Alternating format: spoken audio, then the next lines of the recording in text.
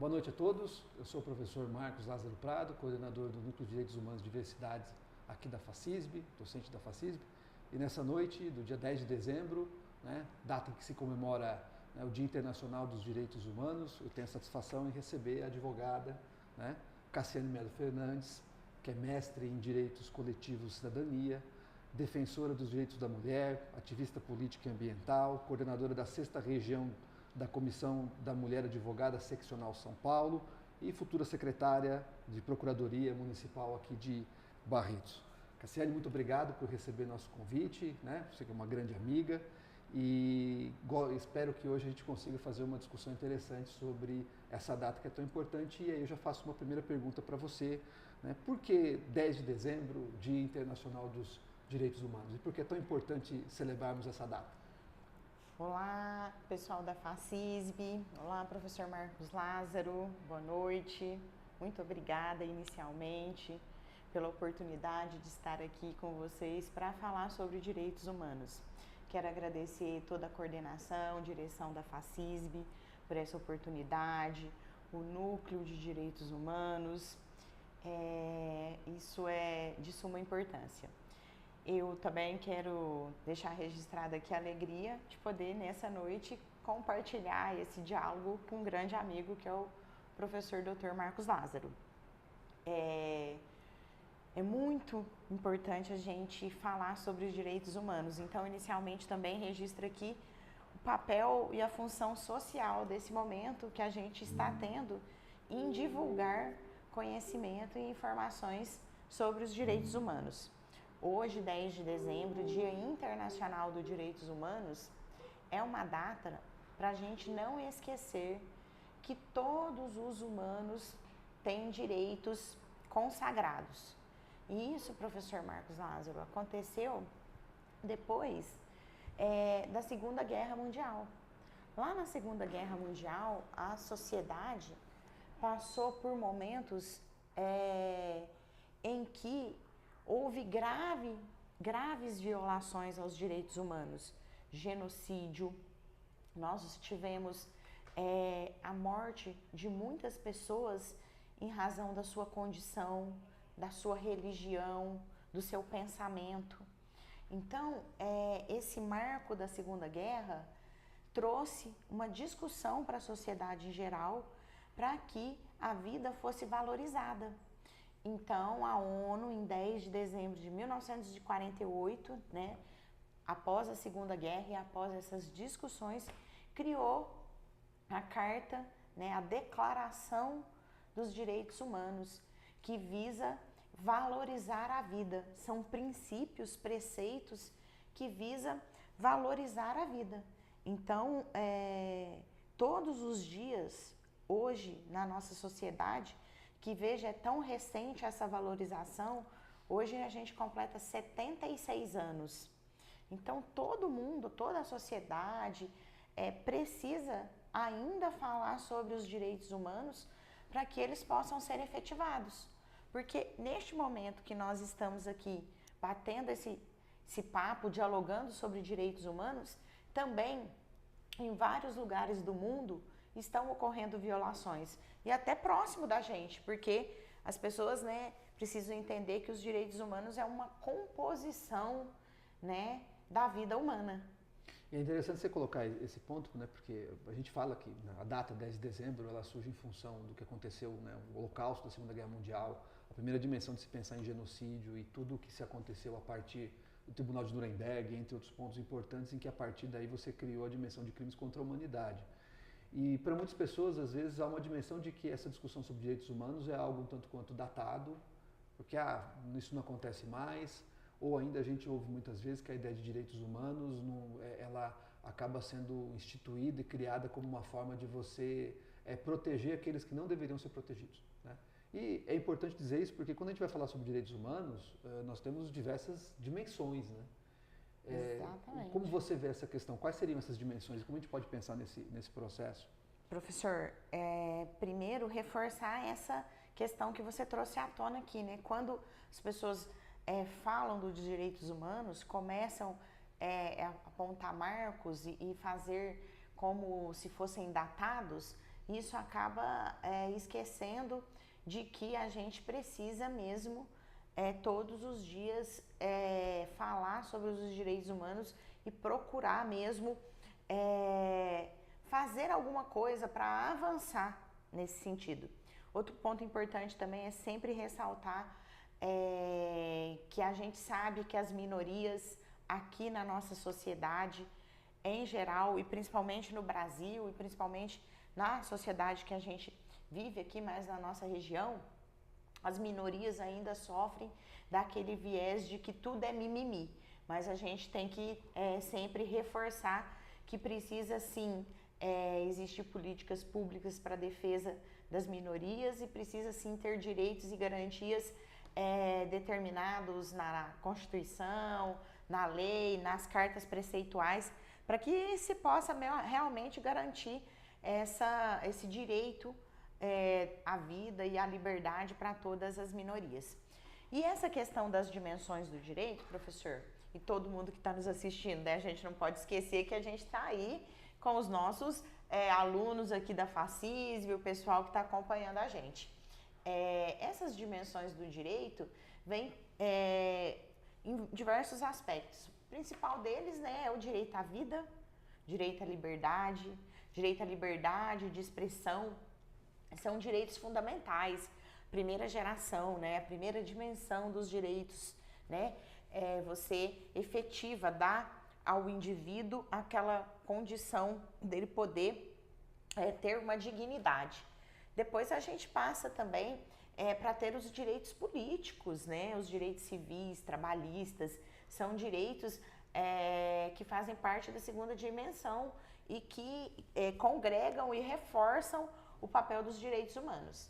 Depois a gente passa a ter os direitos que são transindividuais, aqueles direitos da coletividade, como o direito do consumidor, direito do meio ambiente, né? São direitos que transpõem a um indivíduo só, né? Então, os direitos humanos contemplam isso. Por quê? Porque é direito humano, por exemplo, a gente ter um meio ambiente ecologicamente equilibrado.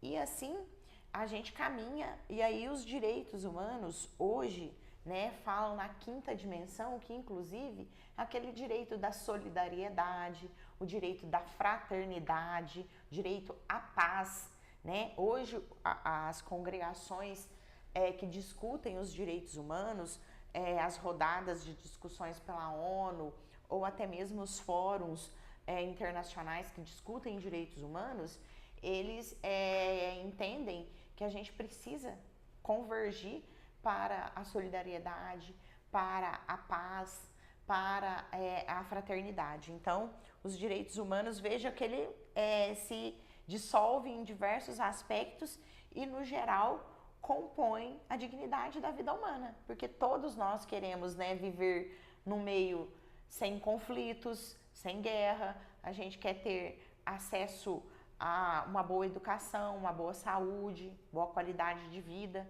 Então vejam que os direitos humanos perpassam pelos diversos meios da vida, pelos diversos aspectos da vida e compõem aquilo que a gente chama de metadireito, o núcleo da garantia da dignidade humana. É muito interessante que você está, professora, que também lecionou junto comigo, eu tive essa satisfação.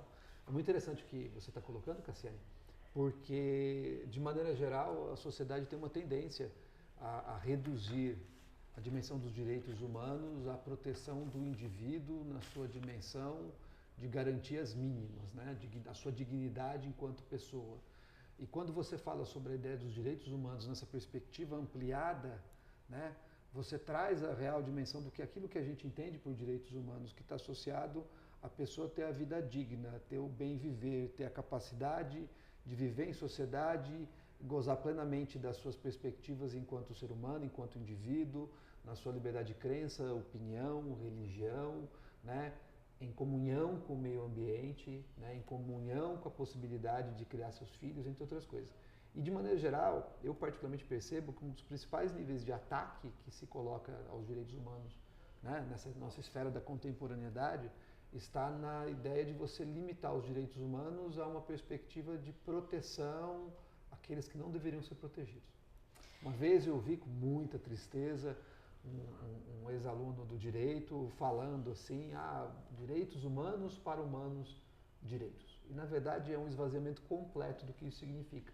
E a sua posição que você traz, ela é uma posição bastante ampliada, né? Do ponto de vista de você entender que os direitos humanos não estão apenas na dimensão da vida, da liberdade de expressão, opinião, religiosidade, entre outras coisas, mas também na dimensão de uma vida mais profícua dentro da sociedade em que todos possam ter essa perspectiva de harmonia.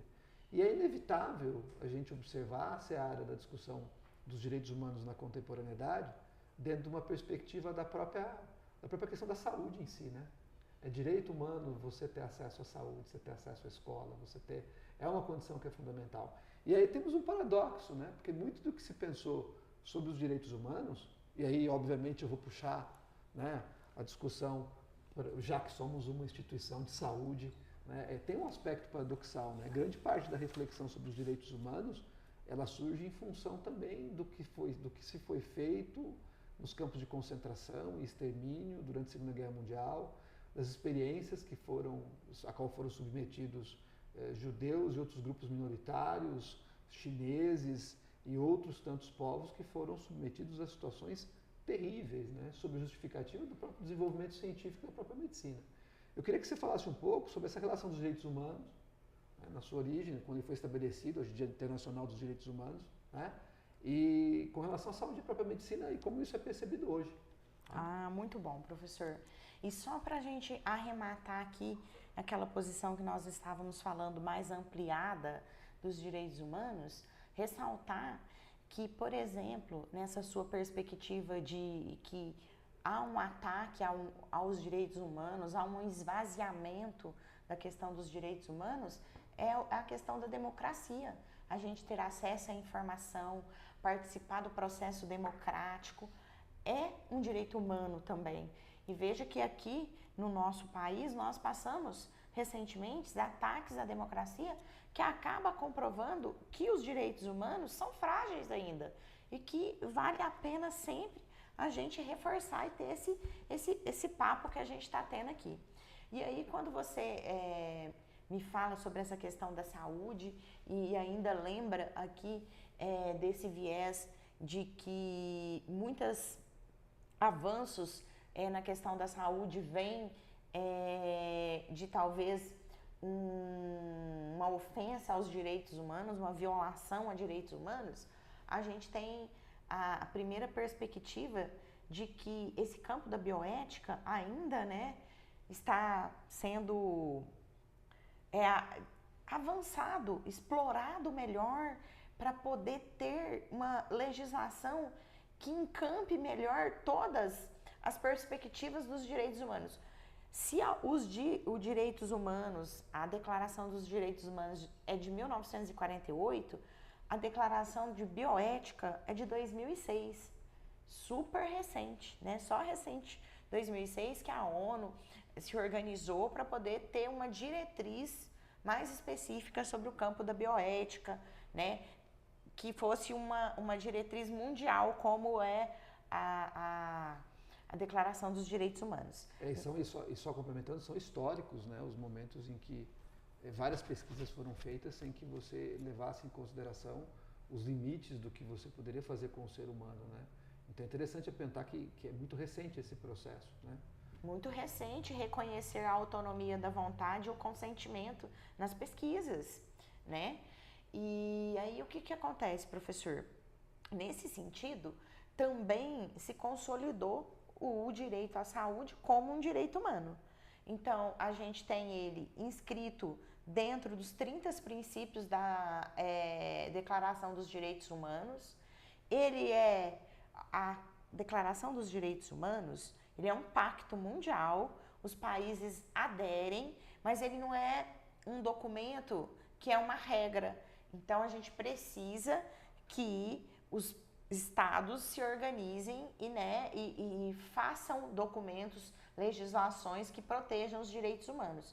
Aqui no Brasil, nós temos na nossa Constituição Federal um tópico específico, um artigo que contempla o direito à saúde. Então, aqui no nosso ordenamento jurídico, no Brasil, a gente tem a saúde muito bem definida como um direito humano. Aqui a gente tem também uma política pública muito efetiva em consolidar o acesso à saúde como um direito humano, que é o sistema SUS, Sistema Único, né, de Saúde. A gente tem também aqui no país muitas discussões, fóruns, conselhos federais da saúde que efetivam os direitos humanos, a saúde, o acesso à saúde, uma saúde digna, uma saúde que respeita a autonomia do paciente como um direito humano. A gente tem também aqui no Brasil como orientação, inclusive hoje em dia, já há estudos relacionados à última disposição da vontade, né, do indivíduo, que também é visto no aspecto da saúde como um direito humano. Então, a gente, na área do direito à saúde, como um direito humano, a gente vem avançando dia a dia. Mas também não pode deixar de estar sempre alerta, porque não pode haver qualquer redução nesse direito garantido. Ele pode ser um direito, talvez, aumentado, mas nunca mitigado, né? É assim que se espera que seja tratado a saúde, apesar de não ser uma cláusula pétrea, mas a importância que o direito e o acesso à saúde tem e que consolida como uma garantia dos direitos humanos, a gente entende que deve ser sempre um direito aumentado e nunca mitigado. E quando a gente pensa essa dimensão sobre, portanto, saúde e medicina, né? Saúde e medicina na discussão sobre os direitos humanos, estamos falando muito aqui na perspectiva do que é direito do indivíduo, na questão da perspectiva do cuidado, né? E o que é um assunto muito caro para nós, né, para os nossos estudantes, futuros profissionais da área médica, no que diz respeito ao respeito da autonomia da vontade, né, do que os indivíduos podem decidir. E como isso impacta na sua percepção, na ideia de uma prática humanizada? Qual que é a associação que é possível estabelecer? Você acha que isso é uma discussão que entra nessa seara também de eu pensar os direitos humanos de uma forma mais global, indo para essa dimensão da saúde em si? Com certeza, professor. Veja bem, quando nós falamos em uma perspectiva de um atendimento humanizado, nós estamos falando em profissionais éticos, nós estamos falando em um tratamento individualizado que vai atender a necessidade daquele paciente. Nós vamos falar sobre a questão da empatia, do respeito, da questão às diferenças. A gente tem um exemplo claro disso quando você tem, por exemplo, aqui na nossa cidade, no Hospital de Amor, por exemplo, um núcleo infantil que tem lá OCAs para que seus pacientes possam se sentir num atendimento, e isso, as populações possam se sentir em casa, se sentir no seu ambiente, um tratamento humanizado. Isso é uma efetivação de direitos humanos. É permitir na prática, na dimensão prática do que é o direito humano, numa perspectiva da saúde, permitir aquele paciente que precisa estar aqui, que é de um outro ambiente, que precisa estar aqui para realizar um tratamento de saúde, num ambiente que está preparado para recebê-lo e ainda assim tem a empatia e tem o cuidado de ir lá e permitir que ele se sinta o mais próximo possível do seu ambiente. Isso é um cuidado humanizado, isso é uma dimensão dos direitos humanos. Como os direitos humanos se efetivam. Como os direitos humanos se efetivam. Você acha que, de maneira geral, você acha que a população tem uma visão meio abstrata do que é direitos humanos? Você acha que falta uma maior educação, digo, do ponto de vista de uma discussão mais estruturada na sociedade sobre o que são os direitos humanos? Você acha que fica muito restrito à seara que eu já apontei algumas vezes? Você acha que esses exemplos concretos que você está trazendo, eles são muito importantes, né? Porque eles dão uma dimensão real de como o direito humano se efetiva. Com certeza. E indo agora um pouco para a sua seara, que é o seara jurídica, e você como defensora dos direitos das mulheres, etc. Então, por exemplo, quando eu penso no reconhecimento de que eu tenho que ter um tipo de atuação legal, jurídica, para a proteção das mulheres, por exemplo, eu estou assistindo também a uma efetivação dos direitos humanos. Com certeza, professor Marcos. O que ocorre? Os direitos humanos, né, já fala, foram feitos para todos, sem distinção, e para aí que todos tá o ponto, os humanos. porque às vezes você escuta as discussões, e aí nós estamos pensando muito na dimensão da contemporaneidade, de como há uma tentativa, muitas vezes deliberada, de você quebrar a perspectiva do que os direitos humanos significam e tentativas de relativização da sua importância. Ah, se todos são iguais, por que mulheres, por que você tem que ter a Lei Maria da Penha? Ah, se todos são iguais, por que as mulheres têm foro privilegiado? Ah, se todos são iguais perante a lei, por que um criminoso tem que ter sua dignidade respeitada se ele atentou contra de outras pessoas? Então, o ponto que eu coloco é que, na sua percepção enquanto jurista, o que falta para a gente conseguir superar essas distorções que são criadas? Porque você trouxe exemplos assim que são extremamente pertinentes quando a gente vê a efetivação dos direitos humanos na seara da saúde.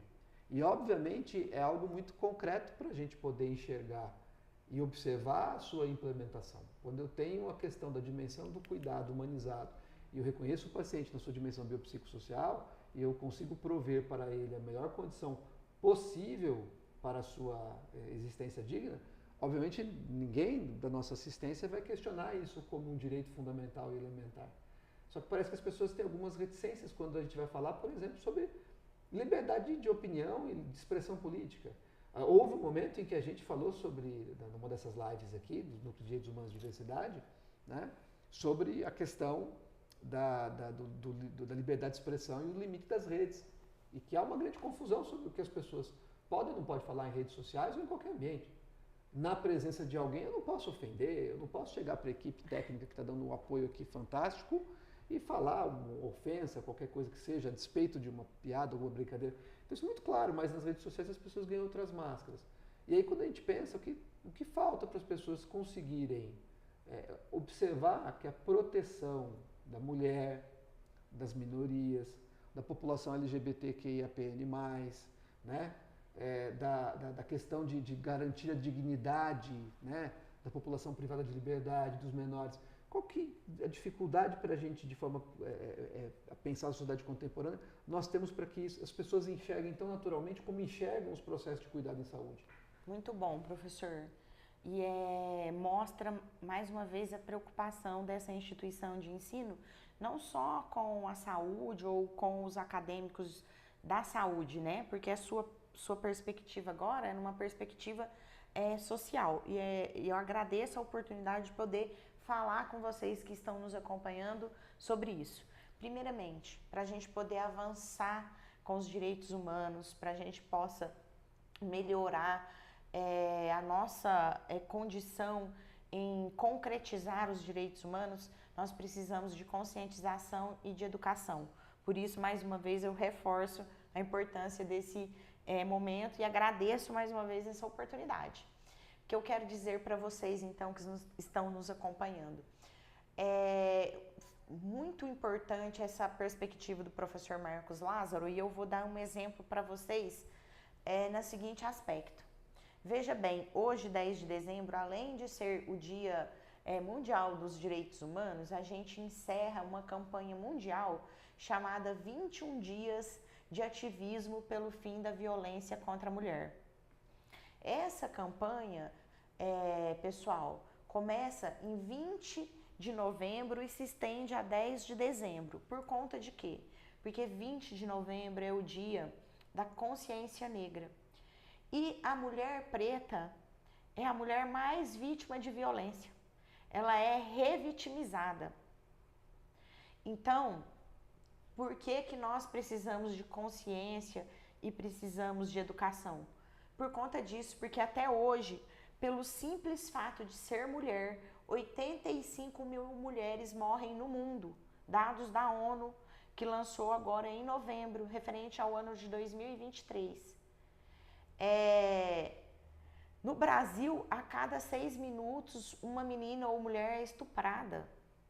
Né? Então, A gente tem no ambiente familiar, por exemplo, o maior índice de estupro de vulnerável. O que é isso, gente? É menor de idade sendo estuprado pelo pai, pelo avô, pelo tio, pelo padrasto.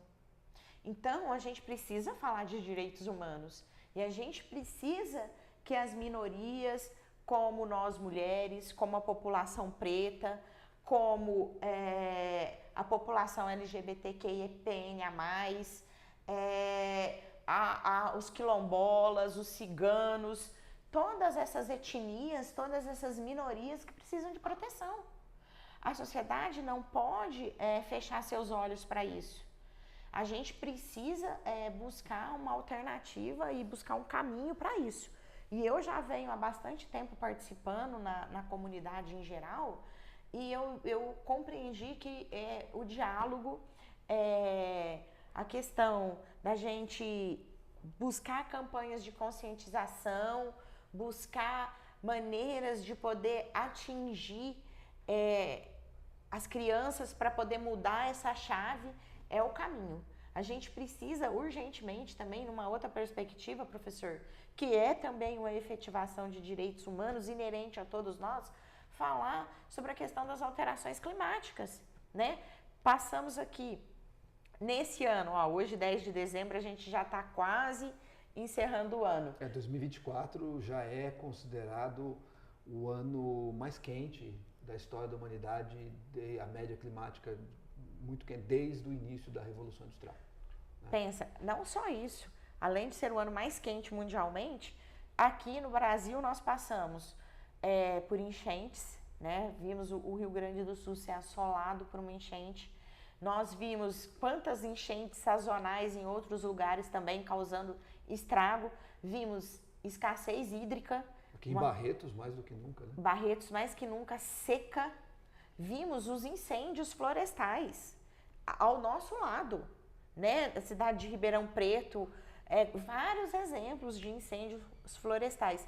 E nós não estamos vendo movimentos para discussões das alterações climáticas, como a gente pode organizar a nossa comunidade para a gente poder melhorar isso. Então, eu sou professora também do componente de direito ambiental na área do direito e essa questão do meio ambiente ecologicamente equilibrado, a participação da gente, indivíduos, com esse poder-dever de cuidar e ter direito ao meio ambiente, também é um direito humano.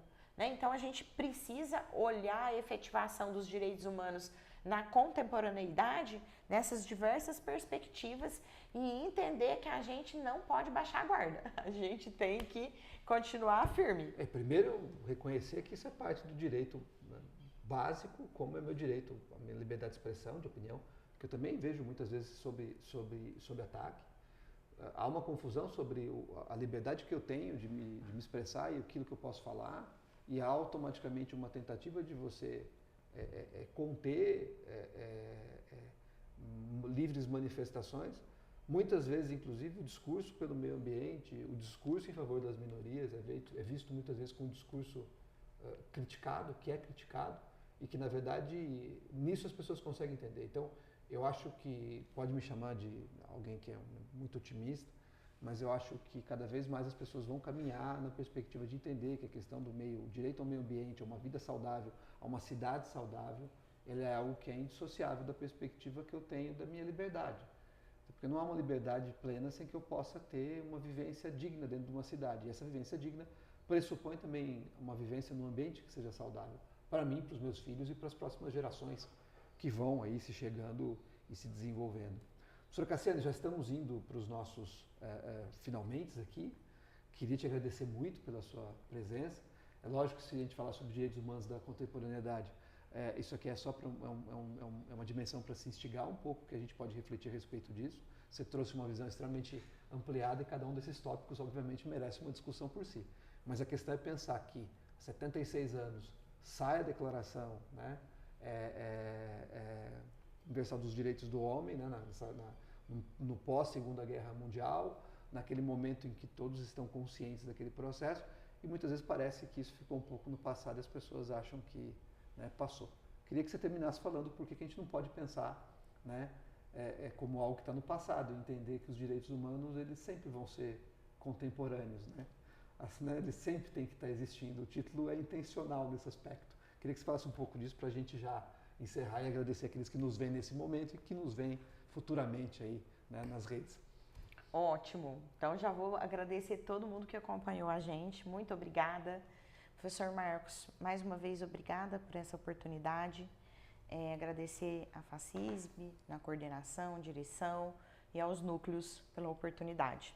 Dizer que eu estou aberta, se quiserem me convidar mais vezes para a gente dialogar, vai ser muito bacana, porque isso aqui é de suma importância para a gente poder, como eu disse, avançar através da conscientização e da educação, porque esse bate-papo aqui é um momento de compartilhamento de conhecimento e de educação. O porquê que a gente não pode nunca baixar a guarda, porquê que nunca a gente pode relativizar os direitos humanos, porquê que a gente não pode jamais diminuir os direitos humanos e porque todos os dias, todos nós devemos buscar fazer esse trabalho de conscientização. Porque, apesar dele ser esse nosso garantidor da vida digna, o limiar de violação e de mitigação dele é muito pequeno. Então, o exemplo que você deu, as pessoas hoje vão atrás de uma tela, escrevem questões que ofendem a outra pessoa, que faz a pessoa perder a vida. Isso é uma violação de direitos humanos quando você vai lá e age além do seu direito de liberdade, sua liberdade de expressão. Então, esse limiar é muito tênue. Em razão disso, a gente não pode esmorecer. Se eu saio daqui e encontro alguém agredindo uma mulher e tapo os meus olhos e não falo nada, veja que eu também estou deixando isso acontecer. Então, a gente não pode esmorecer porque o limiar de violação do direito humano é muito tênue.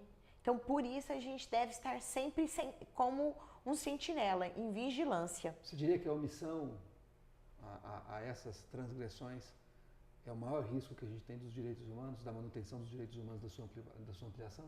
Eu diria a omissão e a negligência. Né? A nossa sociedade, antes da gente encerrar aqui, você fez trouxe um posicionamento para nós que eu concordo com você, né? A gente, por muitos momentos, tem a relativização dos direitos humanos no aspecto de que isso faz com que diminua o impulsionamento das pessoas lutarem por isso, né? Então, a omissão, a negligência,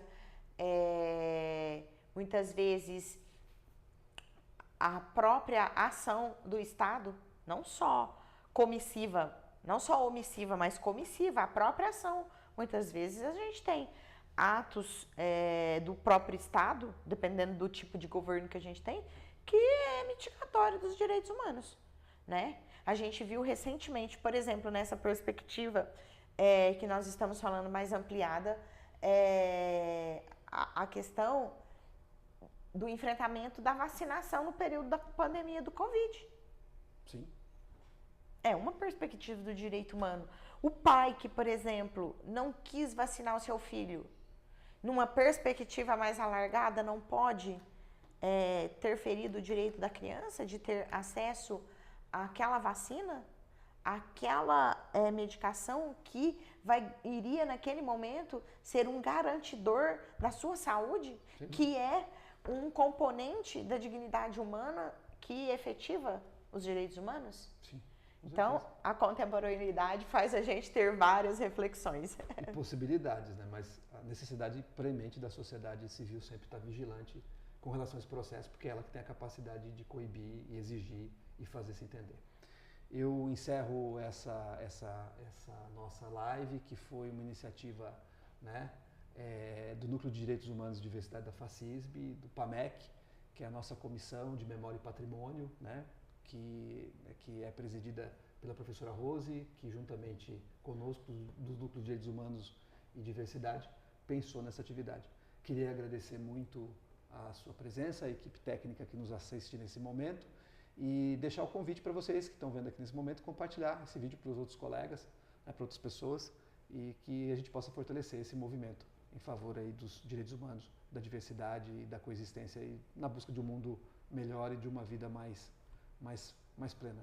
Agradeço muito, Cassiane, a sua presença, muito obrigado, é um prazer, espero te receber outras vezes e encerro aqui esse momento, essa transmissão. Muito obrigado, boa noite a todos e todas. Até mais, obrigada.